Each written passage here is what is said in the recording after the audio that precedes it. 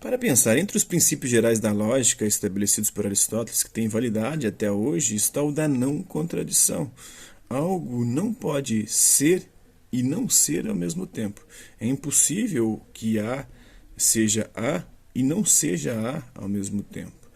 Então, vamos comparar o princípio de não contradição com a filosofia do Parmênides. Parmênides diz que o ser é e o não ser não é, ou seja, o ser existe e o não ser não existe. Se o ser existe, não tem como não existir. E o não ser, se ele não existe, não tem como existir.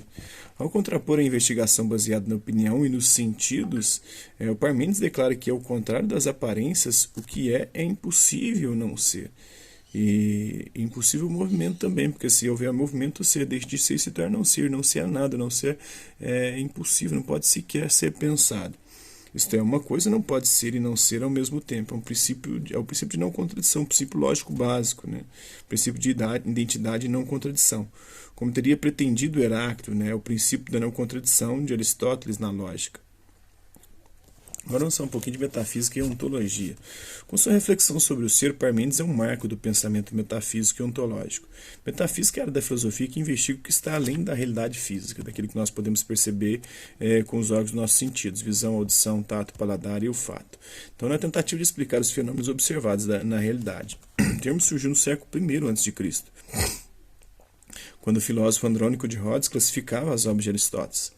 Ele colocou a obra de filosofia primeira, de ontologia, de estudo do ser, da filosofia primeira, deu o nome a ela de metafísica, depois das obras de física, metafísica, ou seja, depois das obras da física que tratava sobre a natureza. Com o passar do tempo, esse depois, que indicava simplesmente uma posição, ele foi entendido por extensão, como além da realidade. Assim, os sistemas metafísicos são explicados, ou são explicações que partem de conceitos desatrelados das coisas visíveis e que não podem ser investigados pelos métodos científicos empíricos, ou seja, pelos sentidos, visão, tato, audição, paladar, olfato. A ontologia é uma expressão derivada da palavra grega ontos, que é traduzida por ser, que foi primeiramente utilizada pelo filósofo alemão Rudolf Goclenius no século XVII, desde então designa um ramo da metafísica aí que investiga o ser enquanto ser, isto é, os princípios gerais ou as condições de tudo que existe. Na filosofia contemporânea, a palavra indica o estudo os conceitos da existência em geral. Aqui tem uma obra aqui, O Cavalo da Tragédia, de 1975, uma pintura de Jorge de Chirico. Durante o período em que viveu em Turim, na Itália, o artista grego encantou-se com a cidade repleta de galerias, de arcos e passagens que foram referências de diversas obras como a reproduzida acima. Influenciado pelo pensamento de Nietzsche e Schopenhauer, Chirico pertenceu a uma corrente artística denominada pintura metafísica. Os integrantes dessa corrente buscavam expressar algo além da realidade natural e social, dirigindo-se para outra realidade.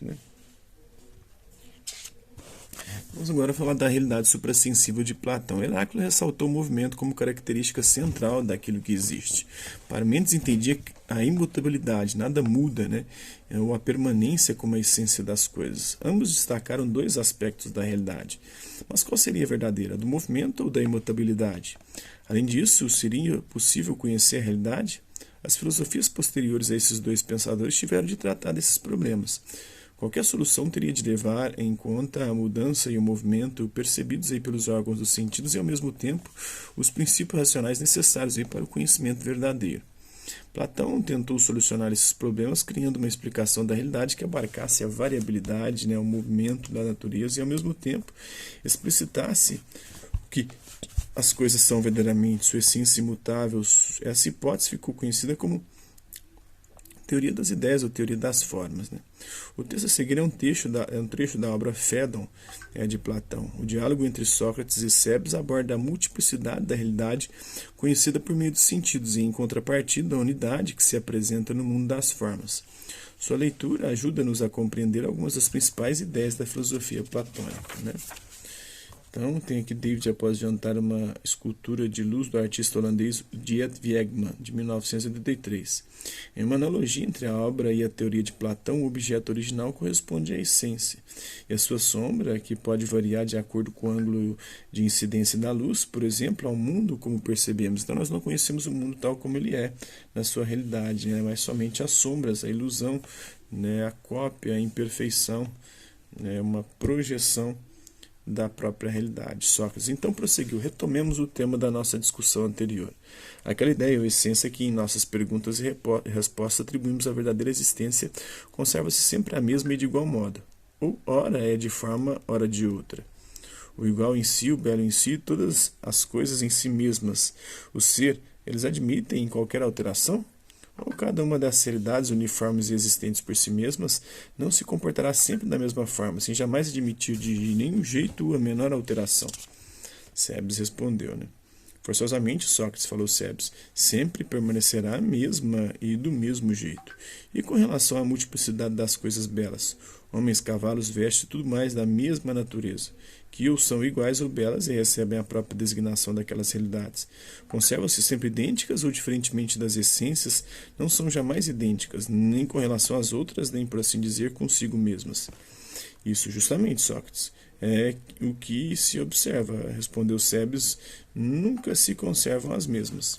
Sócrates, então, e não é certo também que todas essas coisas se podem ver e tocar ou perceber por intermédio de qualquer outro sentido, ao passo que as essências que se conservam sempre iguais a si mesmas só podem ser apreendidas pelo raciocínio por serem todas elas invisíveis e estarem fora do alcance da visão?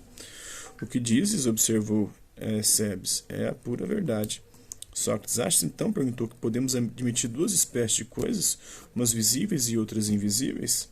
Cebes, podemos, respondeu Sócrates, sendo que as invisíveis são sempre idênticas a si mesmas, e as visíveis, o contrário disso, que estão sempre em mudança, em transformação. Cebes, admitamos também esse ponto, respondeu. Então está no Fédon, de Platão, em Protágoras, Gorgias e Fédon na obra, coleção dos diálogos de Platão. Então é isso aí, espero que vocês tenham gostado do vídeo. Quem curtiu, dá um like, quem não curtiu, dá um dislike. Se interessar pelo conteúdo do canal, é só se inscrever, ativar o sininho, guardar os próximos vídeos, as próximas notificações. Deixe também seus comentários no que você tem achado dos vídeos, sugestões de temas e assuntos para serem abordados em vídeos posteriores. E colabora com o nosso canal, compartilhe os nossos vídeos e ajude-nos a chegar a maior número de pessoas possíveis. Gostaria aqui de agradecer